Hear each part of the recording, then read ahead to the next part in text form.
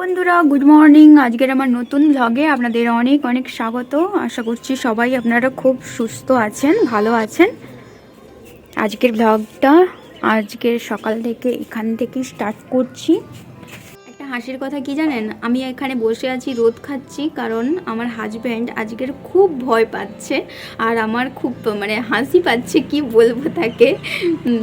কাল থেকে যেই বলেছে রক্ত নেবে, আজকের আসলে ওদের কিন্তু রক্ত পরীক্ষা করবে, তো সেই জন্য 1 সিরিঞ্জ রক্ত নেবে। তো সেই জন্য প্রচণ্ড ভয় পাচ্ছে, যেহেতু ওকে রক্ত দিতে হবে আর তারা রক্ত নেবে, তো তাই জন্য তার মাথা খারাপ হয়ে গেছে একদম। বলছে কাল থেকেই বলছে আমার খাওয়া দাওয়া বন্ধ হয়ে যাচ্ছে ভয়ে। আমি বলছি আরে কিছুই হবে না, একটু 1 সিরিঞ্জ রক্ত নিতে জাস্ট একটা ইঞ্জেকশান দেবে, রক্ত নিয়ে নেবে, কিছু হবে না, তুমি এত ভাবো না। বলছে আমার প্রচণ্ড ভয় লাগছে। আমার শাশুড়ি মাও সেমই করছিল, কিন্তু এবারে যখন বাড়িতে গিয়েছিলাম তখন কিন্তু বলছিলাম যে শাশুড়ি মার সুগার টুগার আছে নাকি একটু টেস্ট করিয়ে নিই। তো যেই বলা হয়েছে ওনার একদম খাওয়া দাওয়া অবস্থা খারাপ হয়ে যাচ্ছিলো যতবারই। আর আমার হাজব্যান্ড সব খুব ইয়ার্কি করছিল যে তোমার রক্ত নিয়ে নেবে এরকম বলছিল। তো সেটাই আমি ওকে বলছি, তুমি তোমার মাকে ভয় দেখিয়েছিলে, আমি এবার তোমাকে ভয় দেখাবো। তো আজকের ও খায়নি, না খেয়েই চলে গেছে। গিয়ে এখন ও এসে কিন্তু আর কাজে যাবে না, কাজে যাবে একদম 12টার পরে কাজে যাবে, তারপরে তাড়াতাড়ি কিন্তু চলে আসবে। তো তাই জন্য আজকের বেশ ভালো লাগছে, ও আর আমি একসঙ্গেই কিন্তু আজকে থাকবো দুজন।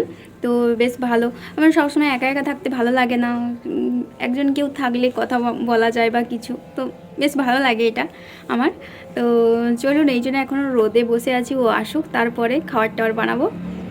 ও আসার আগে আমি বলছি ওখান থেকে যখনই ছাড়া পাবে তখনই আমাকে একটা ফোন করে দেবে, ফোন করে দিলে আমি তখন তোমার জন্য কিছু একটা বানাবো। তো এটাই বলে রাখছি, তো দেখা যাক কি হয়। ও কি করছো, খাচ্ছ? কি করবো? হ্যাঁ, রোদে বসে বসে আমিও খাবো। তো ফ্রেন্ডস, এখন আমরা রোদে বসে বসে দুজন মুড়ি খাবো। একটা গান শুরু করে দাও। কেন গান করবো আর মুড়ি খাবো। কি যে ঝাল লাগছে, বলার কথা নয়। দাও দাও দাও, আমি খেয়ে নিচ্ছি, বা দাও।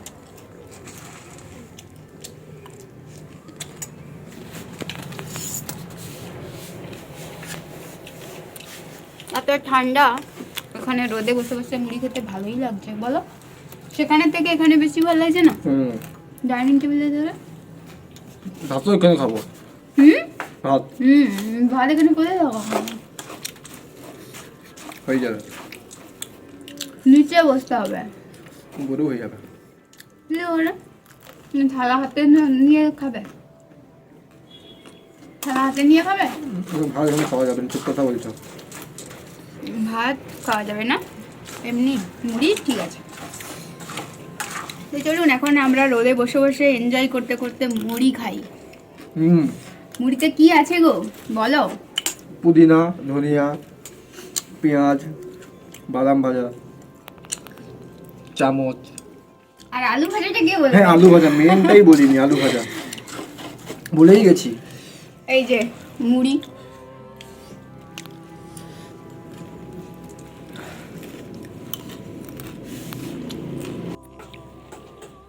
মুড়ি খেতে খেতে প্রাকৃতিক দৃশ্য, এই পাখি ওড়া দেখতে কত সুন্দর লাগছে। আমি ভিডিও বানাতে এসেছি বলে তারা পালিয়ে গেল, দূর অত সময় ধরে চলছিল। হ্যাঁ কিনা বলো? কাছে রাখো। মুড়ি টুড়ি খেয়ে এখন চলে এসেছি গাজরের ব্যাপারটা দেখতে। দেখুন কতটা সুন্দরভাবে জমাট হয়ে গেছে, আমি জানতাম যে ভালোই হবে। দেখুন কতটা সুন্দর হয়ে গেছে, আর এখন আমি রোদে একটু এর পিকটা তুলে নিচ্ছিলাম, কারণ কতটা সুন্দর দেখতে লাগছে, আমার খুব ভালো লাগছিল। আর এখন কিন্তু সেই ব্রহ্ম মুহূর্ত বলতে পারেন, কারণ এখানেই যদি একটু খারাপভাবে কাটা হয় আর যদি ঘেঁটে যায়, না উঠে, তাহলে কিন্তু ব্যাপারটা খুব খারাপ লাগবে। তো তাই জন্য আমি খুব ভয়ে আছি যে উঠবে কি না। যদিও ফ্রিজে রাখিনি আমি, কিন্তু আমার কাছে তো ফ্রিজও নেই যে আমি ফ্রিজে রাখবো, তো তাই জন্য কিন্তু বুঝতে পারছি না কেমন হবে, তবে দেখে তো মনে হচ্ছে উঠেই যাবে। দেখুন এবার সেই ব্রহ্ম মুহূর্ত বলতে পারেন, দেখুন একদম উঠে গেছে। আমি জানতাম যে ভগবান আমাকে কখনোই হতাশ করবে না, কারণ অনেক কষ্ট করে কিন্তু করেছি আর অনেক ভালোবেসেই করেছি। আর প্রথমেই আমার এটা ওই আমার বরের ফ্রেন্ডদেরকে দেব, কারণ ভালো ভালোগুলো আর বড় বড় পিসগুলো দেখে সেগুলোই কিন্তু আমি তোলার চেষ্টা করছি, ওনাদেরকে দেব যেহেতু মানে গেস্টকে দেব, তো তাই জন্য একটু ভালোই দেওয়া উচিত। আর এই তিনটা এখন আমি আর আমার হাজব্যান্ড খাবো, আর খুবই সুন্দর, খুবই টেস্টি। যতটা দেখতে ডেলিশিয়াস দেখছেন আপনারা, ততটাই কিন্তু সুন্দর খেতেও হয়েছে। তো আমার হাজব্যান্ডও কিন্তু খেয়েছে। আমি যে ঘি দিয়ে বানিয়েছি, আমি কিন্তু এটা আমার হাজব্যান্ডকে বলেই নি যে আমি ঘি দিয়ে বানিয়েছি, তাই জন্যই কিন্তু ও বেশ ভালো মনেই খেয়ে নিচ্ছে। আর এখন চলে এসেছি রান্না করতে।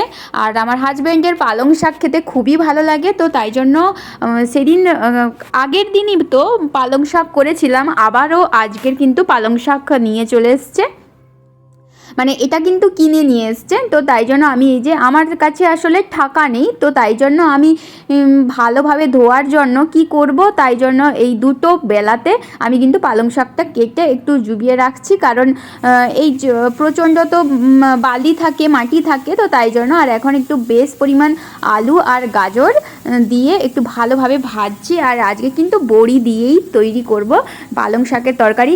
আর পালং শাকে একটু বেগুন দিলে ভালো লাগে, তবে আমার হাজব্যান্ড বেগুন আনতে সব সময় ভুলে যায়, আর বেগুনটা কিন্তু রেশনে এখন আর দিচ্ছে না।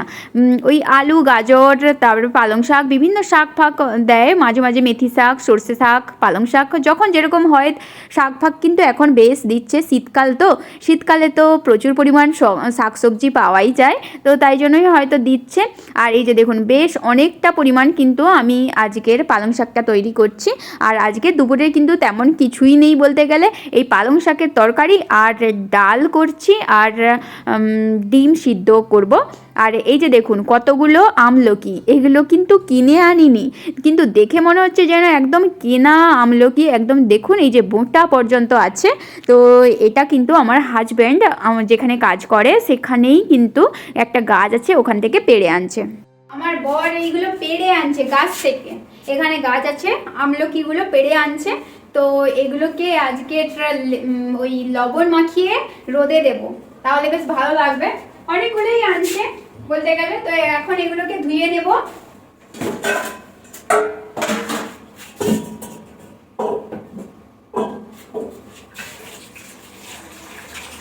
এই 2-3 দিন হলো তো আনছে। এগুলোকে সেই পিস পিস করে যেরকম হয় না, বিক্রি করে না যেরকম, শুধু সেই রকম ভাবে ভাবছি কেটে লবণ মাখিয়ে, আর যদি লঙ্কা গুঁড়ো খাই তাহলে লঙ্কা গুঁড়াও দিয়ে করে বানাবো বলে ভেবে রেখেছি। এই যে দেখুন একদম টাটকা। এপাশে কিন্তু এই পালং শাকের তরকারিটা হচ্ছে, দেখতেই পাচ্ছেন, আরো অনেকটা জল মরবে। আর এপাশে আমি এগুলো কেটে ফেলবো পিস পিস করে।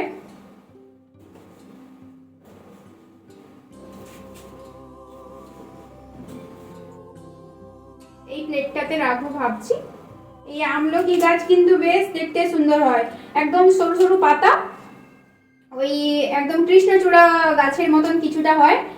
আমার মামার বাড়িতে আমলকির গাছ আছে, কিন্তু দেখতে খুব সুন্দর হয়, তবে কখনো মানে এতে দেখিনি। কিন্তু আমার বর এখান থেকে পায়ে, মানে একদম কাছে হয়ে আছে নাকি, অনেকে পেড়ে নিয়ে যায়। আমি বলছি তাহলে সবাই নিয়ে যায় যখন, তুমিও একদিন নিয়ে আসবে। ওই জন্য বলছে আচ্ছা ঠিক আছে তোমার জন্য নিয়ে আসবো বলে কালকে নিয়ে এসেছিল। এখানে তো ওয়েদারটা এমন একটু একটু হালকা নরম হয়েছে। এরকম করে আমি একে একে, এই যে অনেকগুলো আছে কিন্তু এগুলো সবগুলো কেটে ফেলবো এখন।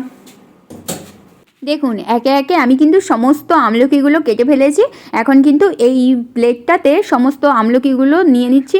আচ্ছা, আমলকির যদি স্টিলের পাত্রে রাখা হয় তাহলে কি কস দাগ ধরে যায়?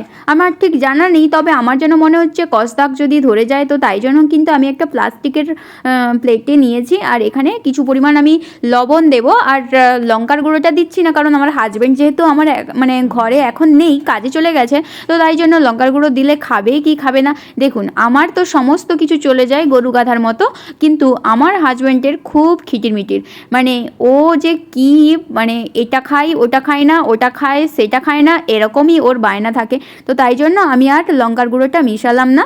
এখন একটু রোদে এই চেয়ারের উপরে কিন্তু এই আমলকিটাকে রেখে দিচ্ছি, কারণ আমলকিটা শোকাক একটু বেশ ভালো রোদে। আর দেখেই না আমার, না সত্যি বলছি, ভয়েস এডিটিং যখন মানে দিচ্ছি তখনই কিন্তু আমার জিভে জল চলে এসছে। তো এখন কিন্তু আমরা লাঞ্চটা সেরে ফেলবো। আমার বর কিন্তু চলে এসছে, আর এসেই সঙ্গে সঙ্গে দু একটা আমলকি খেয়েও ফেলেছে ইতিমধ্যে। এখন একটু সন্ধ্যা হয়ে গেছে, তাই এই আমলকিটা তুলে নিয়ে চলে এলাম। আর এই যে একটু হালকা হালকা শুকনো হয়েছে বা। আর জানেন আজকের ওই পাশের ঘরে একজনের, আজকে আসলে ওনাদের কিছু প্রোগ্রাম আছে, হয়তো কিছু গেস্ট ফেস্ট আসবে, তো তাই জন্য কিন্তু আমাদের এই যে একটা খাট নিয়ে চলে গেছে। আমরা এখানে জিনিসপত্রগুলো রাখতাম, তো একটা খাট নিয়ে চলে যাওয়ার জন্য ঘরটা দেখুন কত ফাঁকা লাগছে, জাস্ট দেখুন একদম ফাঁকা ফাঁকা লাগছে ঘরটা। বেশ ভালো, পরে ওনাদের গেস্ট চলে যাওয়ার পরে আমাদের খাটটা দিয়ে দেবে। এখন আমার বর রেশন নিয়ে এসছে, এই যে দেখুন রেশনে কিন্তু আজকের অনেক কিছু নতুন নতুন জিনিস দিয়েছে। কাঁকড়ি দিয়েছে, এঁচড় দিয়েছে, তারপরে ছোটো ছোটো বেগুন দিয়েছে, তারপরে এই যে ওল দিয়েছে। ওল বা এঁচড় আগে কিন্তু কখনো দেয়নি, ওল এঁচড় আর কাঁকড়ি এগুলো কিন্তু আগে কখনো দেয়নি, এবারেই ফার্স্ট টাইম দিচ্ছে। আর কিছু পরিমাণ পুরানো আলু, নতুন আলু সব কিছু মিশিয়ে প্রচুর পরিমাণ আলু দিয়েছে কিন্তু দেখুন। আর কালকে কিন্তু এঁচড়টা রান্না করব, এঁচড়টা কেটে একদম সুন্দরভাবে দিয়েছে, জাস্ট আমাকে ত্রিভুজের মতন করে রাখছে, আমি জাস্ট ছুরি দিয়ে একটা চিরলেই হয়ে যাবে। এই যে দেখুন পরিষ্কার করে আমি সুন্দর করে বাজারগুলো গোছালাম, কতটা সুন্দর লাগছে দেখুন। আর এটা কালকের দুপুরে রান্না করব, তখন শেয়ার করব আপনাদের সঙ্গে। আর এই যে দেখুন ওলও দিয়েছে, গাজর দিয়েছে, এইসব। মোমো আনলে কেন আজকের হঠাৎ? হ্যাঁ মোমো আনলে কেন আজকে হঠাৎ, কেমন করছো? হঠাৎ মোমো আনলে কেন? এটা অন্য দোকানের মোমো, সেই জন্য আনলাম। ও দেখি টেস্ট করি কেমন লাগে।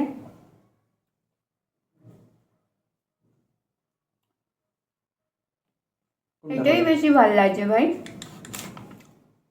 সেদিনেরটা ভালো লাগেনি। কোথা থেকে নিয়ে এসছো? গ্রানেডিয়া। ভালো লাগছে, দম আছে একটা চাটনিটার মধ্যেও।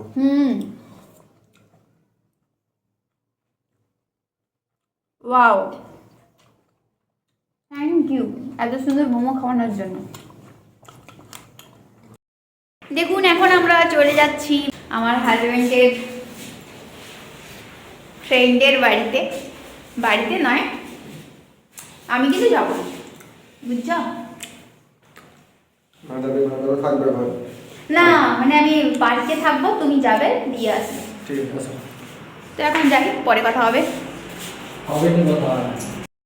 প্রায় অনেকদিন বাইরে বেরোয়নি।